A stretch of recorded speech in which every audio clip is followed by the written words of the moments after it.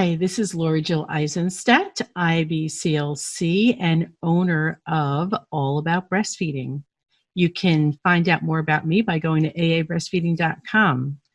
I thought that I would talk a little bit today about the holiday season. It is mid-December, and I know what it can be like for lots of brand new moms thinking about answering all the invites that you have to various parties. Perhaps you're home with a new baby and you have an invitation to where you worked their holiday party. Perhaps you have a partner who has been invited to a holiday party. Maybe it's the usual family, the annual party that you get together with your parents, his parents, other sisters, brother-in-laws, aunts, uncles, nieces. Many people have the go-to party every year where the family members gather.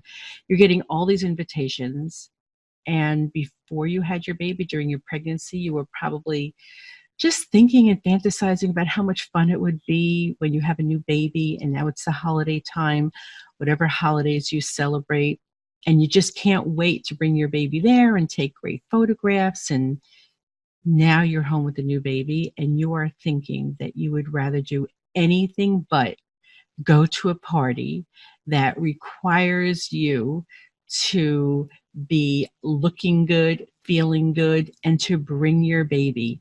Now you're realizing you don't really feel your best. You're incredibly sleep deprived. And you're also thinking twice about bringing your baby to a party where there's going to be lots of people who are going to be wanting to hold your baby, kiss your baby. And you're just realizing it's really the last thing that you feel like doing, which is a total 180 to what you thought you would want to be doing once you had your baby. You do not need permission from me at all to not attend parties or to say no. However, I would like to tell you and say to you that a lot of women, they do feel that personal pressure. And sometimes it actually does help for myself or another family member, perhaps even your partner, to say, you know what? It's okay this year if we don't go to the family party, to your office party, to my office party. It's okay if we don't do all of the usual volunteer activities that we do every year. If you've been listening to my podcast at all, which is all about breastfeeding, one of the things that you may have heard me say in the last few weeks of the new year is that I am doing my best to practice what I preach, which is to say yes to less and no to more. If you are at all feeling that you just don't want to participate in usual activities, I want to tell you it's okay to say yes to less and no to more. It is okay to actually turn down an invitation. Maybe it's just you, maybe it's your partner, perhaps neither one of you want to go. What if your partner actually does want to go? You might just have them go by themselves and everybody will be happy. You'll be happy. You'll ask a friend to come and hang out with you if you're feeling a little nervous about being home alone with a new baby. But sometimes I like to think about it. Why should both of you not go to something, especially if you really don't even feel like it and your partner is all hot to trot to go? So you know what? That's an option sometimes to say, I can't go. However, this person will be going, whoever this person is, a husband, a wife, a partner. I just thought that I would share with you a possible option, which sometimes we often think of ourselves. I know my daughter often says that her and her husband, they're a package deal. But after a few years of marriage, she now sometimes says, you know what, if I want to go, I'll go. And if I don't feel like going, and he does, I'm okay with him going to that dinner, to that activity, to that party. So sometimes we need to think of ourselves and say, you know what, I don't really feel up to it, but he or she will be happy to go to your party. So it's okay to say no. Another thing that I'd like you to think about is you do want to go. You're interested, you feel like you have the energy to go, but you are worried a little bit about breastfeeding at the party. And sometimes it's at a personal private home, sometimes it could be at a hotel, a restaurant, and you're wondering, you're still pretty new to breastfeeding. You've barely gotten used to adjusting to breastfeeding in your own home and feeling comfortable. But now you are actually really wanting to go to this party, but the thought of breastfeeding your baby in a public area frightens you so much or makes you so anxious or self-conscious that you decide that you don't want to go just because of that. Well, you know what? It's totally fine and normal to feel that way. One of the things that you can do is just make a phone call. Say if it's at a private home, to make a call to the person who's having the party and saying, "Yeah, and I did just have a baby, and she or he is breastfeeding frequently, and I'm not quite sure or confident about breastfeeding in other people. Will there be a private place that I can scooch out to breastfeed my baby?"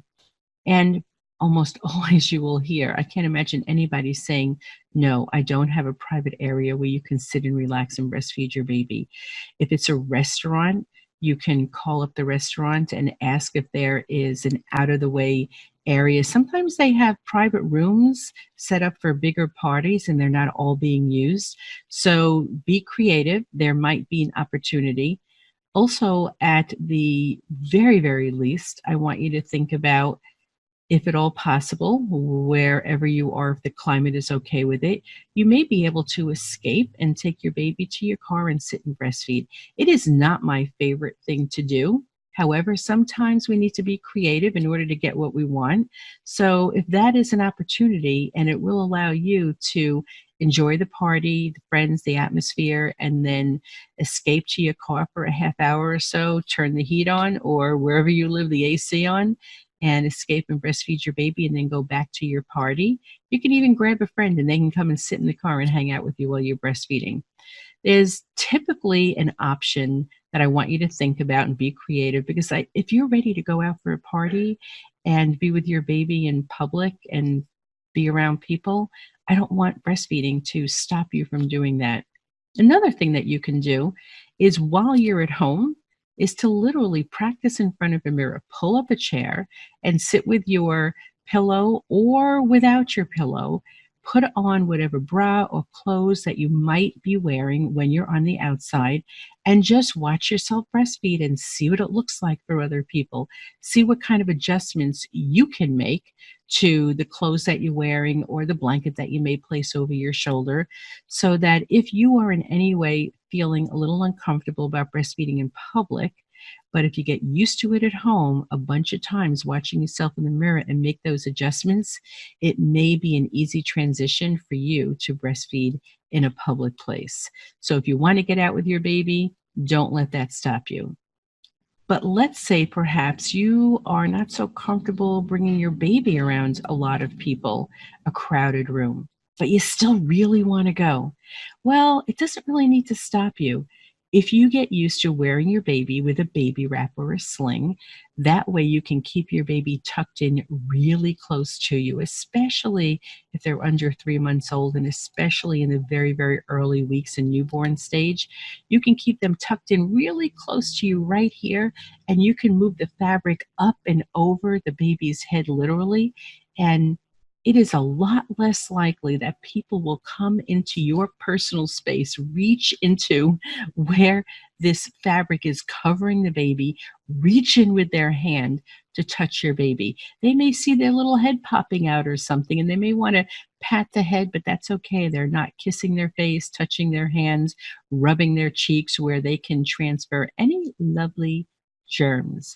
So that's one of my best tips, is to wear a baby wrap. You keep your baby close to you and away from, I call it, the traveling hands who want to touch your baby and squeeze their cheeks. And of course, we understand that, but you want to protect your baby and you still want to be out in public and enjoy parties.